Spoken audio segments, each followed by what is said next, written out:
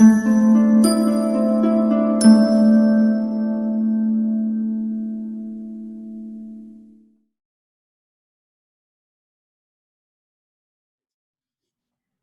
going to move right on into the next session then. Ms. Moore, you are now the host. Okay. Ms. Geis is somewhere. Maybe. Yes. Thank you. Okay. And we apologize for the delay, but everybody wanted to see both of the former presentations. So. Not a problem. It was some great information. Good afternoon, everyone. My name is Micah Moore. I'm a licensed professional counselor, and I'm the current case manager in student counseling services. My colleague, Carla Geis, assistant director, sends her regards and her apologies. She's under the weather due to some dental work. So let's jump right in. So our presentation for today is Care for Our Panthers During the Pandemic. So I want to ask you to be a little interactive. If I'm actually able to see the chat, I wanted to kind of check in to see how everyone has been feeling and what emotions you felt during COVID-19, if I can access the chat.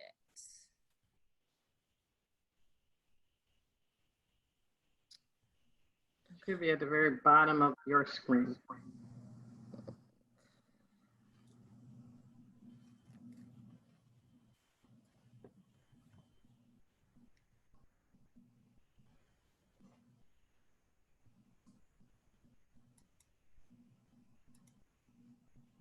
Okay, for some reason I can't, let me see.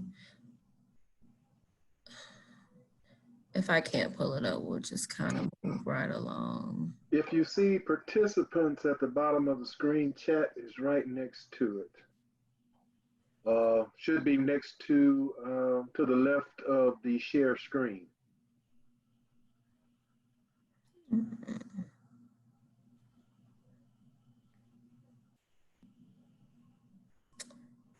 Yeah, I'm not seeing it.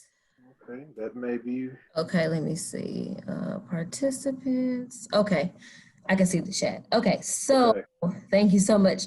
Okay, let me scroll up a little bit. Okay, so I see fear, anxiety, helplessness, lonely, frustrated, not being able to see your students, and many were affected. Okay, depression, sadness, grief, stir crazy, yes, most definitely, anxiety, okay, internet connection, stressful, okay.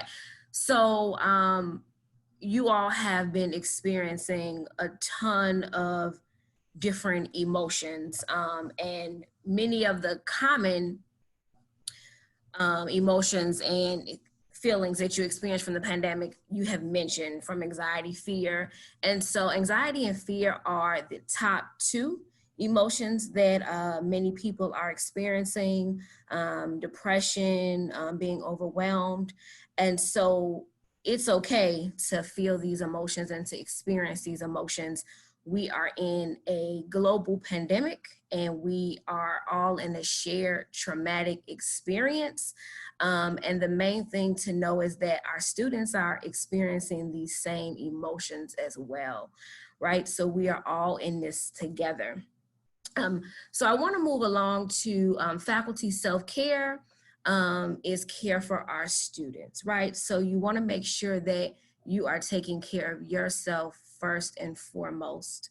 The definition of self-care is any action that you use to improve your health and your well-being. So according to the National Institute of Mental Illness, NAMI, there are 6 elements of self-care.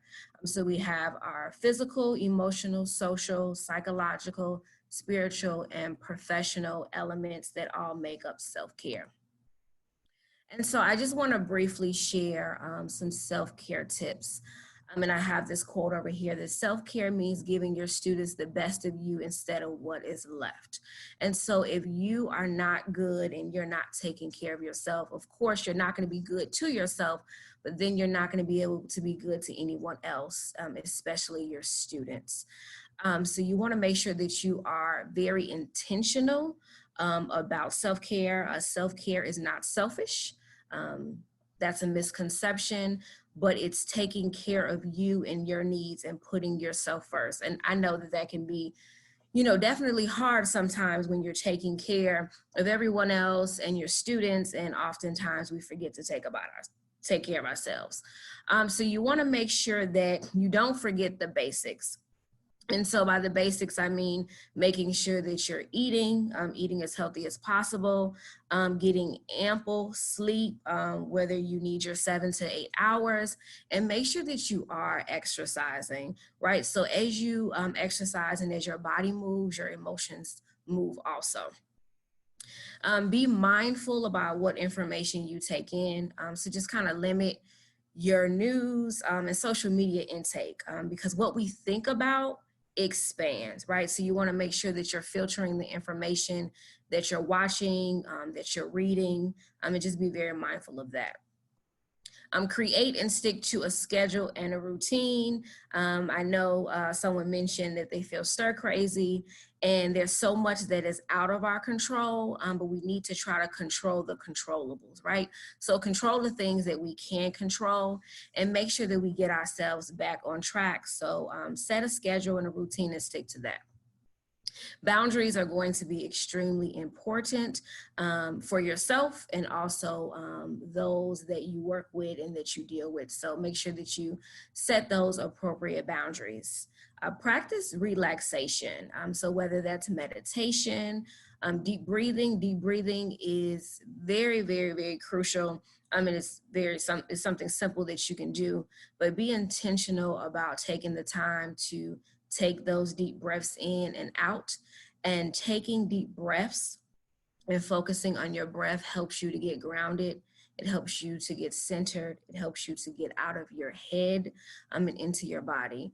And also you want to practice mindfulness, right? Practice being in this moment. There's so much beauty and peace in the moment that we have, and it's not a moment to ever be relived and experienced again.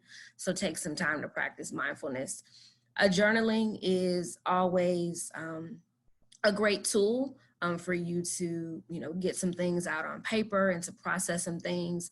So you're not, kind of holding everything inside, but just getting it out. And then whatever brings you peace, joy, restoration, and rejuvenation is what you want to do to take care of yourself. And we know that if there is additional assistance that you may need, of course, EAP is available to our faculty and our staff. Okay. So the pandemic pressures on our Panthers.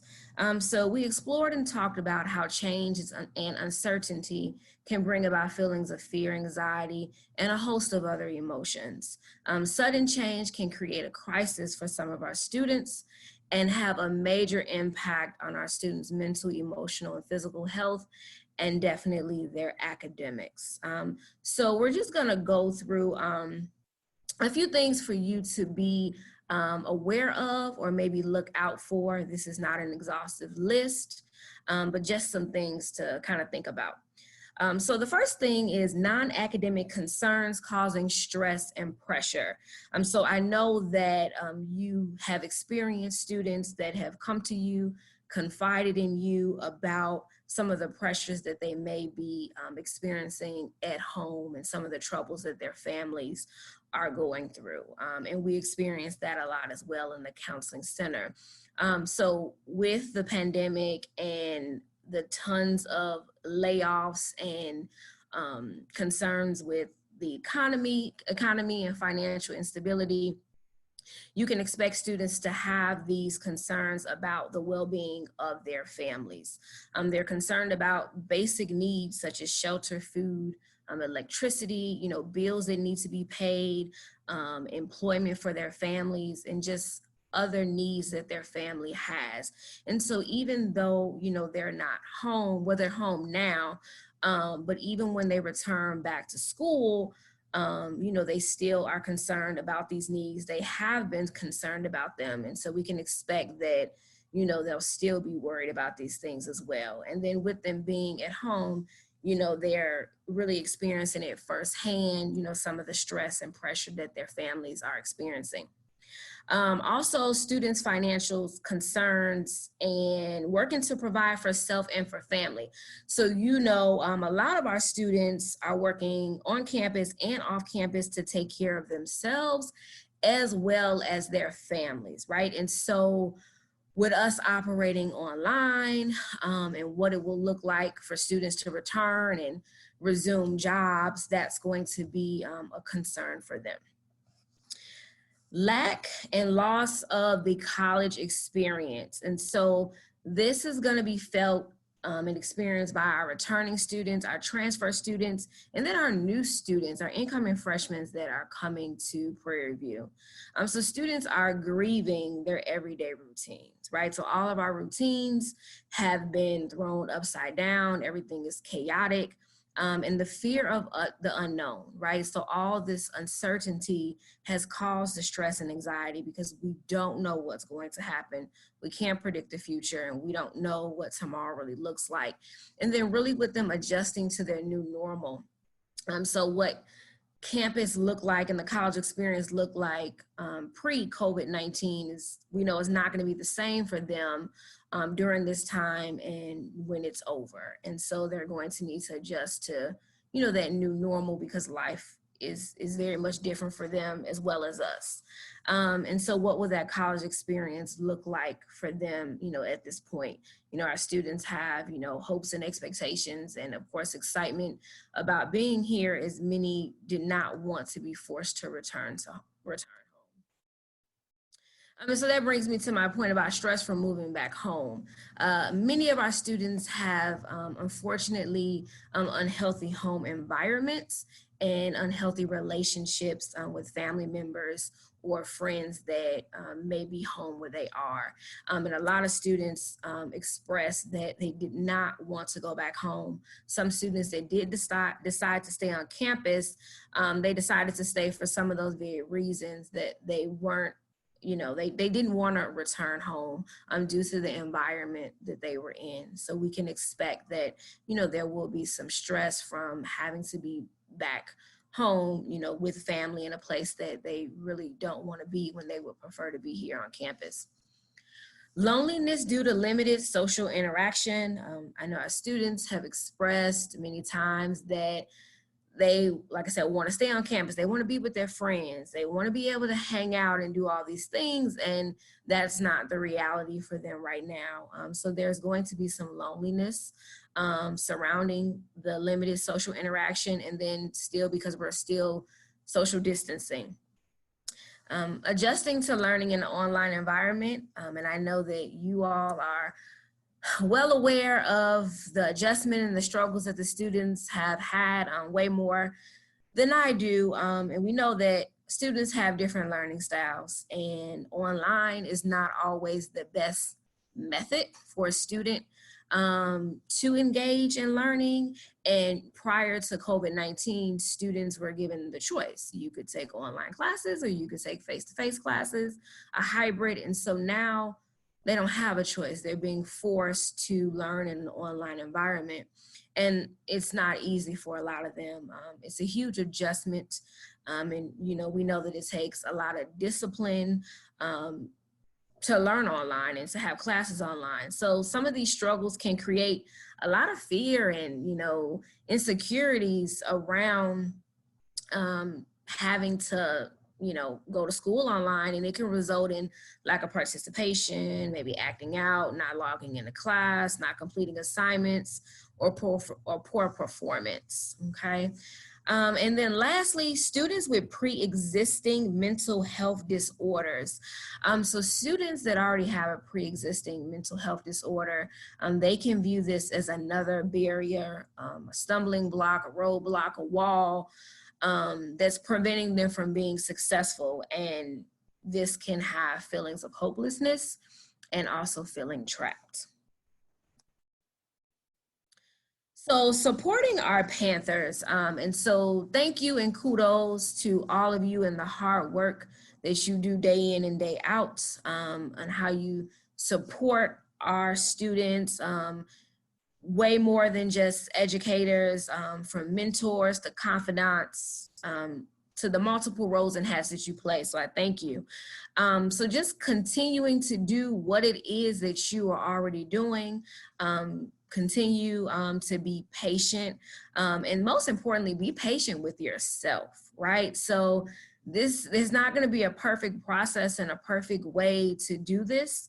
So be patient with yourself, be kind with yourself, and of course, be patient with your students. Be present, be mindful and understanding that we are all in this together. I mentioned earlier, this is a shared experience that we are all having, a traumatic one at that. And so we're in this together. We're trying to navigate these unknown waters, and just do the very best that we possibly can with what we have. Don't avoid the elephant in the room. Don't avoid COVID-19. It's here. It's something that we can't escape, something that we can't avoid. And so, I think it's okay to talk about that and talk about that with your students and normalize what it is that they're feeling and experiencing. Offer support like you normally do. Ask your students, how you can help them and what ways that you can assist them during this time. Empathetic listening, and of course, being optimistic. So if you are concerned about a student, right? So just in general, we talked about a lot of the emotions that students are experiencing now. But if you are really concerned about a student, make sure that you ask questions to determine if it is a mental health crisis. Just to kind of dig a little deeper, sometimes students, may be overwhelmed, frustrated, may be tearful. It may not necessarily be a mental health crisis. So just, ask questions and talk with them. If it is a mental health crisis, make sure that you call and ask for help. So you want to consult with a counselor, so you can call Student Counseling Services. We are confidential, and you can talk to us about the concerns of the student that you have. One thing that I do want to make a note of is that we do have faculty members that call about students, and sometimes it may seem like we're limited on what we can do, but we don't have access to any student's information. So I want to say that, like, no access at all. And Student Counseling Services is voluntary. It's voluntary. So we don't go after students. We don't look for students. It's voluntary. They need to seek treatment and counseling. And you can, of course, as professors have done before, you've brought them to our office, and that's fine, but it is voluntary. So if you do have a concern about a student, you can always contact Student Affairs, and they can do a welfare check. And they don't have any problem doing a welfare check. And so this is important because the dean has access to the student's information, their whereabouts, as far as where they may be housed on campus, and we don't have any of that information. So you can always call for a welfare check, and Student Affairs will be happy to try to locate and reach out to the student to check on their well-being. We do have an after-hours crisis number that you can call regarding a student, and the hotline number is 936-553-0990. And then, of course, we have the PV Campus Police. If you are concerned about the behavior of a student, you want to make sure that you call for 911 if you are concerned about the behavior of a student. So let's talk a little bit about crisis intervention. A crisis situation exists anytime that our student is no longer safe to him or herself, someone else, or when there is need for immediate action or intervention. So I want to just kind of discuss some signs that a student may be experiencing a mental health crisis. And so this is not an exhaustive list, but some signs that, you may notice you could look out for is severe agitation, right? So if a student is extremely aggravated and agitated, maybe they're pacing, maybe uncontrollably, that could be a sign. Talking very rapidly and nonstop. Confused thinking or irrational thoughts. So maybe they're not really comprehending, some of the things that they're saying and the way that they're speaking is not rational. It doesn't make sense. That's a sign to look out for. Thinking everyone is out to get them or seeming to lose touch with reality. Of course, also, if they're saying that they're seeing things, they're hearing things, also that may be a sign of a mental health crisis, and making suicidal statements or thoughts that they want to kill themselves or wish that they weren't here. So if a student is experiencing any of these signs, and it's a life-threatening situation, and they're at, risk to their safety, make sure that you call 911. Student counseling services, I want to go over some new operations and procedures. So as we know, with the effects of COVID-19, all departments are making a lot of adjustments to make sure that we keep our students safe as well as our staff and our faculty safe. So Student Counseling Services is committed to assisting our Panthers in creating and maintaining a healthy, positive mental and emotional state during their academic journey at PV. So some of the changes that we have made is we will no longer have walk-in hours. And so what that means is that Student Counseling Services is housed on the second floor of the Owens Franklin Health Center. So on the first floor is the medical department, and then on the second floor, stairs or elevators, Student Counseling Services. So all students entering the health services building must have an appointment, okay? So as a result, since there are no walk-ins, we will be taking same-day appointments where students can contact us or request online, as we'll have a portal to do so. But all students entering the building must have an appointment, and there will more likely be measures as far as getting your temperature taken, etc. Social distancing will still be practiced and enforced. So of course, all around campus, offices have the limited amount of people that can be in a space at a time. Teletherapy, we have actually been doing over the summer. So the current students that we had that wanted to continue teletherapy by phone, we transitioned them, and any new students that were seeking our services, they engaged in teletherapy. So that still will be an option. If a student doesn't feel comfortable coming over, they can still receive telehealth services. And so lastly, just to conclude, we have where we're located. So once again, the Owens Franklin Health Center, and that is Suite 226. On the second floor, our main office number is 936-261-3564. Our after hours crisis number again is 936-553-0990. And then of course, PV's Police Department, 936-261-1375, or dial 4911. And so that concludes my presentation. I'm not sure if anyone has any questions or concerns. Are there questions? So I have a question. If a student is having a meltdown and you realize that, I know in the past, I've been able to walk a student over, but I mean, I hear that you're saying now with the pandemic, we will not be able to do that. So is the suggestion just to call the 4911? Yes, and or you can call our main number as well. It's just that so ideally what's going to happen, and I know it's going to be kind of hard because walking them over immediately, especially if it's a crisis.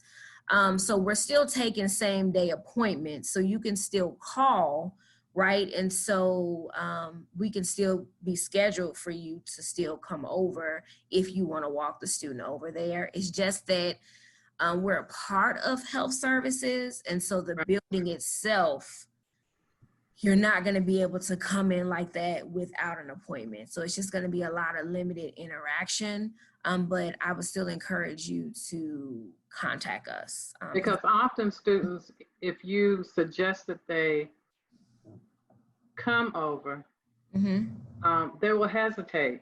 But if you say, Absolutely. I'll walk with you, Absolutely. it's more likely they will go. Absolutely. And so, like I said, still call. And so as long as we know that you're coming, that's fine. Okay. And so you can walk the student over, because you're absolutely right. You share that information with them, but then you find out that they never came to see us, or they may be hesitant or afraid to come. And having you as that support helps a lot. Right. I can just see that we may have more cases. Oh, absolutely. Yeah, I've already gotten calls ready for the summer. So, Okay. yeah. Mhm. Well, we certainly appreciate it. I see the next presenters have their headphones on and must be ready to talk. But so thank you, Ms. Moore. Absolutely. Thank you so much. Dr. Phillips.